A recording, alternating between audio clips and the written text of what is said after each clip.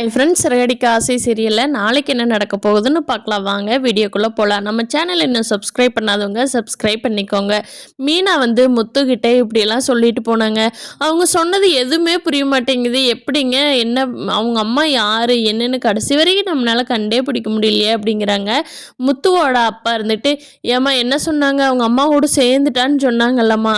சரி அப்படின்னா விடுமா, அவங்க ஏதோ சொல்லக்கூடாமல் மறைக்கிறாங்கம்மா, அது மட்டும் நல்லா தெரியுது அப்படின்னு சொல்லி வீட்டில் இருக்கிறவங்க எல்லாம் சொல்கிறப்போ, முத்து அது எப்படிப்பா எல்லா விஷயம் சொன்னாங்க, அப்புறம் ஏன் இது அவங்க அம்மா என்னன்னு சொல்கிறதுல நம்மகிட்ட என்னப்பா தப்பு அப்படிங்கிறாங்க. மனோஜ் இருந்துட்டு, டேய் பிரச்சனை முடிஞ்சதில்ல, போடா வேலையை பார்த்துக்கிட்டு, ஏன்டா எனக்கு இருக்கிற தலைவலியில் இவன் வேற அப்படின்னு சொல்லி டென்ஷன் ஆகிட்டு இருக்கிறாரு மனோஜ்.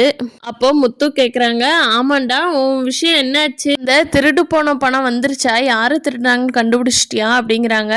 அப்போ ரோஹிணி, இல்லை அது யாருன்னு கண்டுபிடிக்கல, ஆனால் ராணியும் ராஜாவும் ஒரு வக்கீல் கூட்டிகிட்டு வந்து மனோஜ் மேலேயே லேடிஸ் மேலே தப்பாக நடந்துக்கிட்டான் அப்படின்னு சொல்லி கேஸ் போடுறேன்னு பார்த்துட்டு எங்ககிட்டையும் பணத்தையும் வாங்குறதுக்காக பேசிட்டு போயிட்டாங்க அப்படிங்கிறாங்க. அதுக்கு முத்து, ஏய் நீ என்னடா அறிவில்லையா உனக்கு, எதுக்கு 2 பேரும் ஒத்துக்கிட்டீங்க, அதை எப்படி தப்பாக நடந்துக்கிட்டான்னு கேஸ் போட்டால் நடக்குமா, ஏன் இதுக்கு ஏன் காசு கொடுத்துட்டு வர்றீங்க, அப்போது கடைசி வரைக்கும் 3 லட்சம் எடுத்தது யாருன்னு தெரியல, இருக்கிற 3 லட்சம் போச்சா, நீ பணத்துக்கு என்ன பண்ண போகிறீங்க அப்படிங்கிறாங்க. அதாண்டா எனக்கும் தெரியல அப்படிங்கிறாரு மனோஜ்.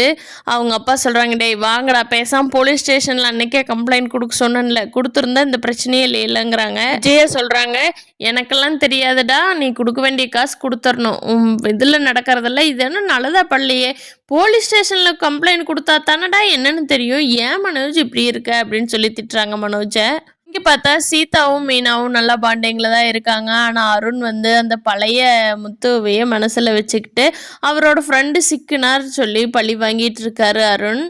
அவரோட முத்துவோட ஃப்ரெண்டு கூட, சரி நம்ம முத்துவை கூப்பிட்டு விட வேண்டாம், கூப்பிட்டு விட்டோம்னா பிரச்சனை ஆயிருமே, இப்போ என்ன பண்ணுறது, நம்ம இப்படியே ஃபைன் கட்டிட்டு போய்க்கலாமா, இல்லை முத்துவை கூப்பிட்டு விட்டு சமாதானப்படுத்த பார்க்கலாமா அப்படின்னு யோசிக்கிறாரு. ஆனால் அருண் முத்து கூட எதுக்குமே இணங்கி போகிற மாதிரி தெரியல, அவன் இவன் சொல்லி பயங்கரமாக பேசிகிட்டு இருக்கிறாரு.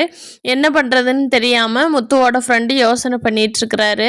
அவன் நம்ம கிரிஷ் தான், ஆனால் அதை குழந்த மாதிரி ஹாஸ்டலில் கொண்டே விட்டுட்டு வந்துட்டாங்க ரோஹிணியே பெத்தம்மா தான், எப்படி மனசு வருது அப்படின்னு நிறைய பேர் யோசிக்கிறாங்க. நிறைய பேர் பாவம் அவங்களும் தான் என்ன பண்ண முடியும், அவங்க சுச்சுவேஷன் அப்படிங்கிறாங்க. பார்க்கலாம் ஃப்ரெண்ட்ஸ், நாளைக்கு என்ன நடக்க போகுதுன்னு. இந்த வீடியோ பிடிச்சிருந்தா லைக் பண்ணிக்கோங்க. நீங்கள் என்ன நினைக்கிறீங்கன்னு கீழே கமெண்ட் பண்ணுங்கள். தேங்க்யூ.